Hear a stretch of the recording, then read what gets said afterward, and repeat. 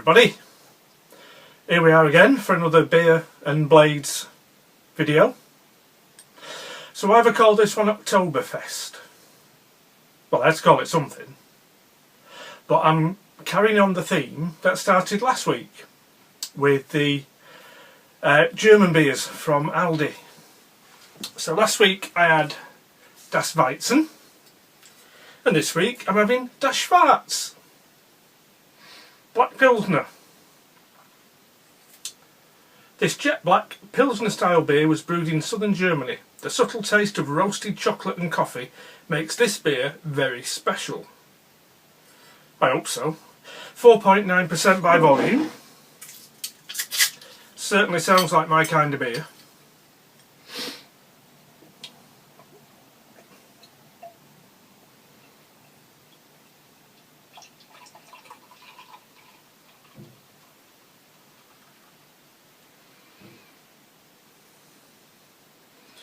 It certainly is very dark,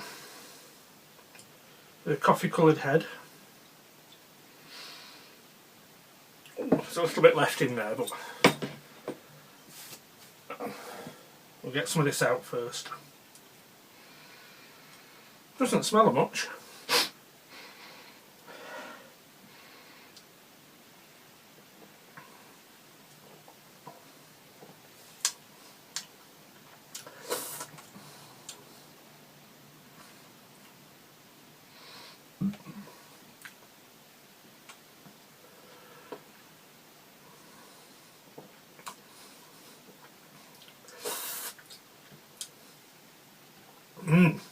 That's nice.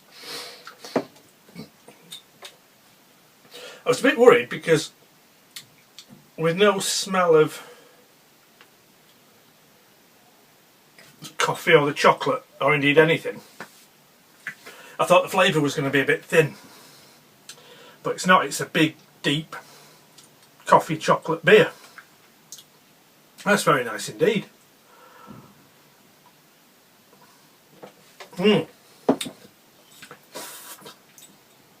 Das Schwarz. So, having looked at a couple of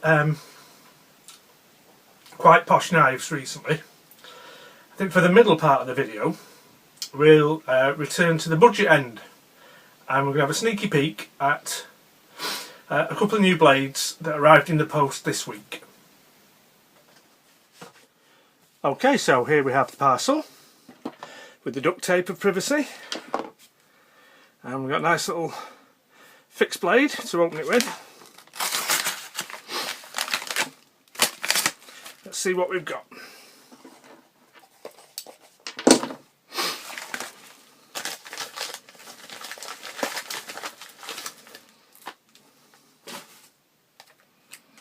So, first off is quite a small box.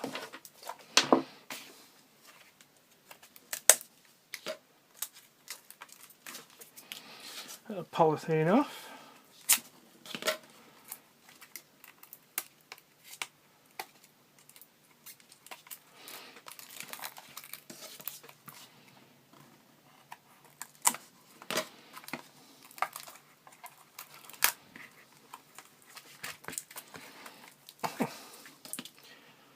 Proving to be a bit of a challenge. Right, so what's in here?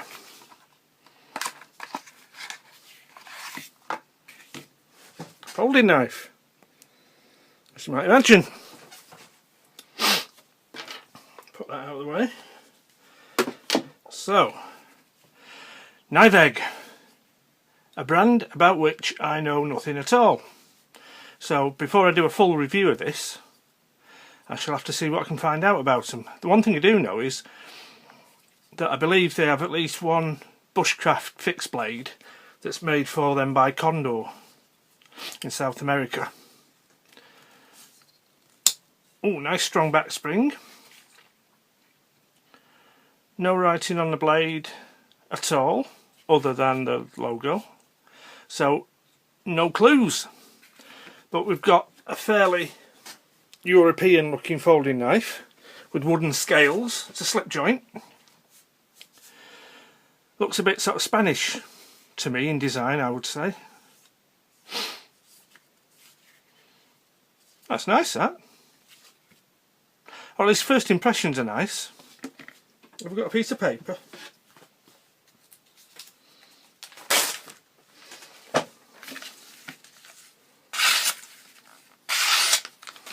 And it certainly works.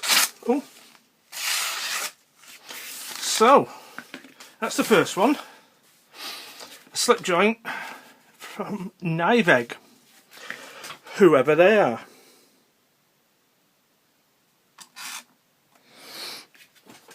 And then the other thing in the package, apart from the paperwork, is this.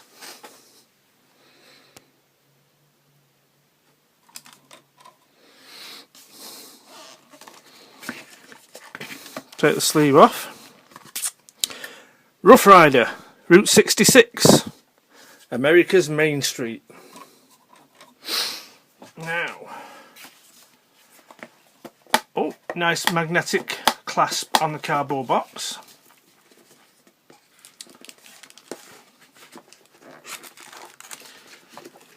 And, oh, it doesn't want to come out of that insert. There we go.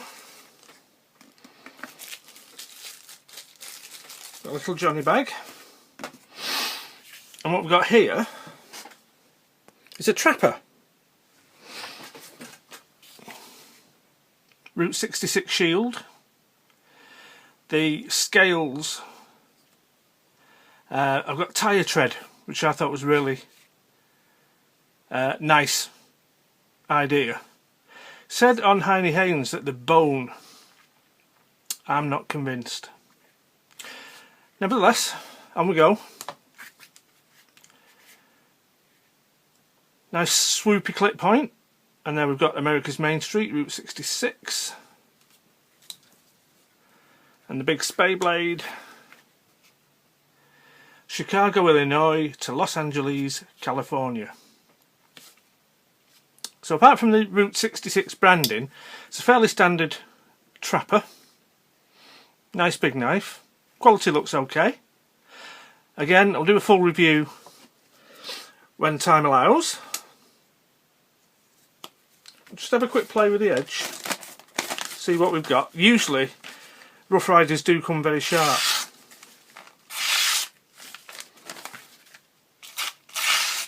And that's no exception. Spay blade.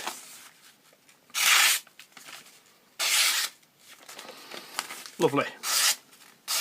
That's actually very sharp indeed. So, there we have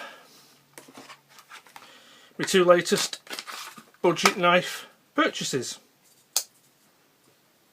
Actually, we'll put it that way so you can see the branding on the Nijveg.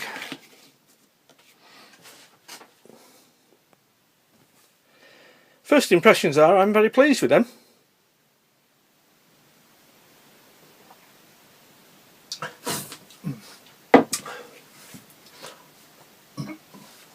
So, a couple of interesting blades there.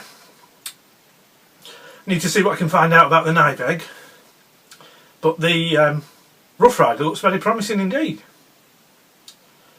For the main business of the video, we're moving back away from the budget end again. This, I think, will be the last birthday gift I show you from this year. This was my birthday knife from the lovely Mrs. Nicest Knives, and this one is a real cracker. Okay, so this is how the knife comes in a fairly plain but quite tasteful black cardboard box with the company logo Forge de la Gueule in white. Take the knife out of the box. It's in a little Johnny bag. And here we have it. It's a bit of a fingerprint magnet, this one, being quite a polished blade. So, what have we got? Quite an interesting one for me, this. I've got two other Laguiole knives, but this is the only one that uses French steel. It's made with T12 steel for the blade, and that's exclusive to Forged de Laguiole. The other two, one's got an RWL34 blade and one's 12C27. Also, we've got brass bolsters on this one, which is a departure for me. So, in a lot of ways, it's quite a standard format Laguiole. 12cm knife, so that I believe refers to the overall handle length. Yeah. We've got brass bolsters. You can see the steel pins. Horn scales with brass pins, and on this side we've got the decorative cross pattern. We've got the company logo stamped into the blade there. On the back we've got the corkscrew and the filework and the B, the filework being guillochage, and the B there. Now, when you go on the Forged de Laguiole website, you find out a few interesting things. The knives are all assembled and shaped start to finish by one person. So one person's done all the shaping on the handle, pinning the pieces together, filework on the back. The back spring and the B are stamped out of a single piece. This T12 steel, they say that it's better than 12C27, but they don't say what it directly compares to. The forging process, it's not a fella with a lump hammer whacking away at a piece of steel. The blanks are cut into like a triangular shape, and they're forged by a single blow from a 300-ton drop hammer. Then the rough shaping's done, the logo's stamped in, and then the final shape is sliced out with a 60-ton guillotine. On the ricasso there, we've got Laguiole Origine guaranteed, and T12 for the steel. Nothing on that side. Blade is, it's a 4-inch blade, tip to handle, 100mm. So the cutting edge is about 3 3/4. Is that 3.5 rather? It's a lovely, lovely thing. The fit and finish is very nice. Everything's smooth. There's just a little bit of, what's it, that one? You can just feel that transition a tiny little bit. That's just there. But everything else is lovely. The shaping is nice and even.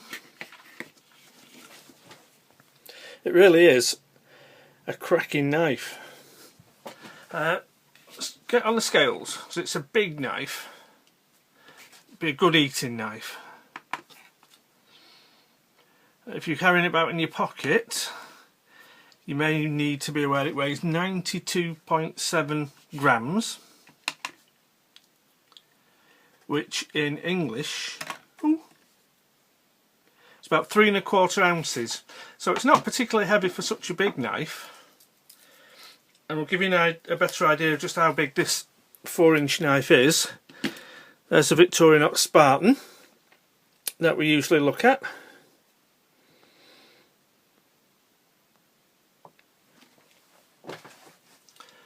Considerably bigger. Very strong back spring. There's no washers. Snaps in with a good deal of force. The blade isn't centered at all really. It's well off to one side, but it doesn't rub on the brass liner, so that's not really a problem. Nice snap. So what's the factory edge like? Got the usual catalogue paper.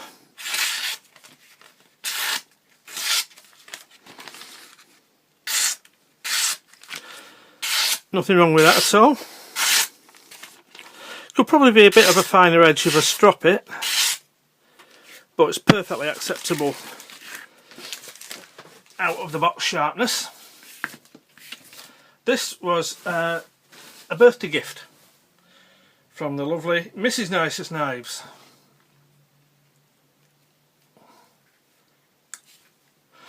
And then quick look at corkscrew on the back. Quite a decent size. If we put that side by side with the Swiss Army knife one, the Victorinox Spartan, it is a bit bigger than that. So,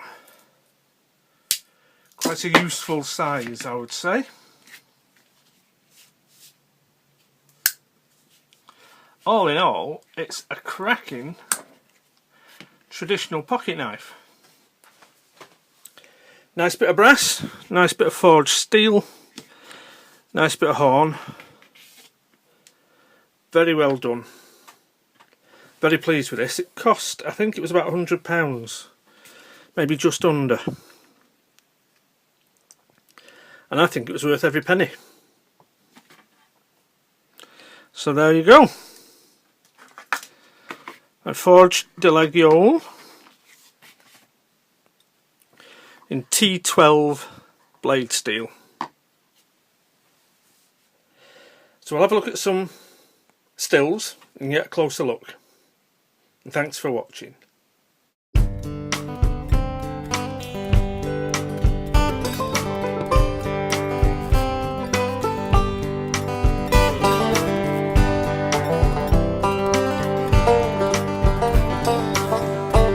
Alors viendra le silence, jamais de cri entre nous. Je sais, ça n'a plus d'importance, notre histoire va s'arrêter là.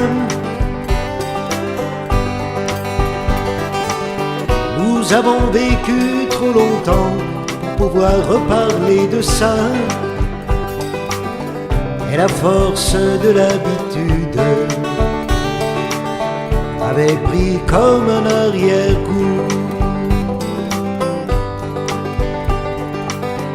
J'aurais voulu qu'on reste amis, au moins qu'il n'y ait pas de haine. Qu'on puisse encore se regarder, se parler et même se sourire. Mais à force de cohabiter, tant bien que mal ça devient pire. Continuer à croire encore que je n'allais pas briser mes chaînes.